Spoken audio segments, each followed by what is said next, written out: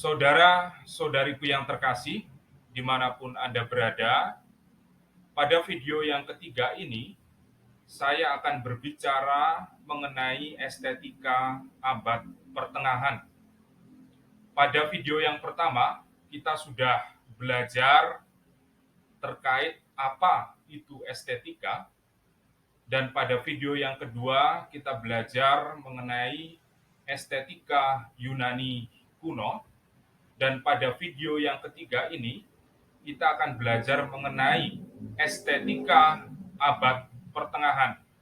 Secara khusus, kita akan merujuk pada pemikiran Thomas Aquinas mengenai estetika. Saudara dan saudariku yang terkasih, Thomas Aquinas lahir pada 1225 di Rocca Sica, dekat Napoli, Italia. Thomas bergabung dan menjadi anggota Ordo Dominikan serta menjadi murid Albertus Agung di Pari dan Koln. Setelah menyelesaikan studi, Thomas mengajar teologi di Universitas Pari dan Italia. Nah, dalam perjalanan menuju Konsili Lyon pada 1274, Thomas meninggal di Biara Fossa Nuova. Thomas mewariskan 34 jilid karya dalam bentuk tulisan, dan karya Thomas yang paling terkenal yaitu Summa Theologiae. Thomas menunjukkan kepada kita semua dua macam pengetahuan yang tidak saling bertentangan. Yang pertama disebut Thomas sebagai pengetahuan alam, dan yang kedua pengetahuan iman. Mari kita lihat keterangan lebih lanjut terkait dengan dua macam pengetahuan ini. Yang pertama, pengetahuan alam.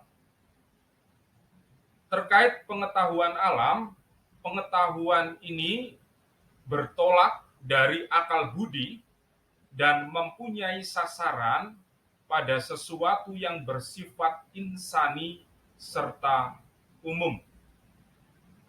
Lalu yang kedua, pengetahuan iman. Jadi pengetahuan iman ini berpangkal pada wahyu adikodrati dan mempunyai sasaran pada sesuatu yang diwahyukan Allah serta disampaikan kepada manusia melalui kitab suci. Nah, selanjutnya secara khusus terkait dengan estetika, Thomas mempunyai keyakinan bahwa estetika merupakan bagian atau cabang dari teologi. Oleh karena itu, dunia keseharian dilihat sebagai simbol yang ilahi. Terkait hal ini, keindahan tidak mempunyai nilai independen. Kenapa demikian? Karena kebenaran pada dasarnya merupakan percikan kebenaran yang ilahi. Percikan kebenaran dalam bahasa Latin disebut sebagai splendor veritatis. Jadi kebenaran yang ada itu sekadar percikan kebenaran yang ilahi, splendor veritatis. Nah, Thomas menegaskan pentingnya mengatasi dunia indrawi untuk sampai pada kontemplasi kesempurnaan ilahi. Jadi dia menekankan pentingnya mengatasi dunia indrawi untuk sampai pada kontemplasi kesempurnaan ilahi atau divine perfection, katakanlah begitu. Nah, karena keindahan sejati berada di wilayah yang ilahi, ditangkap melalui intelek atau intuisi mistik. Dengan demikian, dapat dikatakan bahwa Thomas ingin menentang konsep naturalisme dan kosmosentrisme Yunani kuno. Sekali lagi, saya ingin mengingatkan bahwa ketika kita berbicara mengenai alam pikiran Yunani kuno, kosmosentrisme mendapatkan tempat di sana. Sedangkan pada periode selanjutnya, pada abad pertengahan, sebagaimana kita bicarakan pada kesempatan ini, teosentrisme mendapat tempat di sana. Teosentrisme, yang ilahi sebagai pusat segala sesuatu. Saudara-saudariku yang terkasih, estetika Thomas mempunyai 3 ciri. Ciri yang pertama bersifat metafisik dan rasional.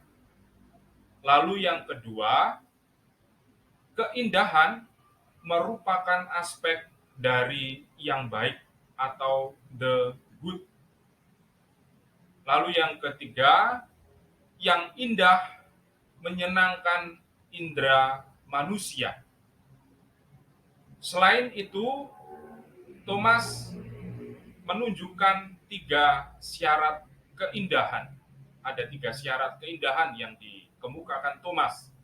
Yang pertama integritas, yang kedua harmoni, dan yang ketiga kecermelangan. Nah, yang pertama terkait dengan integritas. Integritas ini ditandai dengan kesempurnaan, tidak terpecah dan tidak tersamai.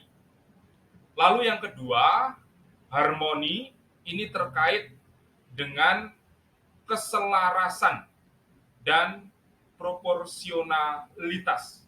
Lalu yang terakhir, kecemerlangan, itu diidentikan dengan kejelasan, keterangan, dan kejernihan. Saudara-saudariku yang terkasih, demikian uraian yang bisa saya sampaikan terkait estetika abad pertengahan dengan merujuk pada pemikiran Thomas Aquinas. Nantikan video selanjutnya, saya akan berbicara mengenai estetika Renaissance. Sekian dan terima kasih.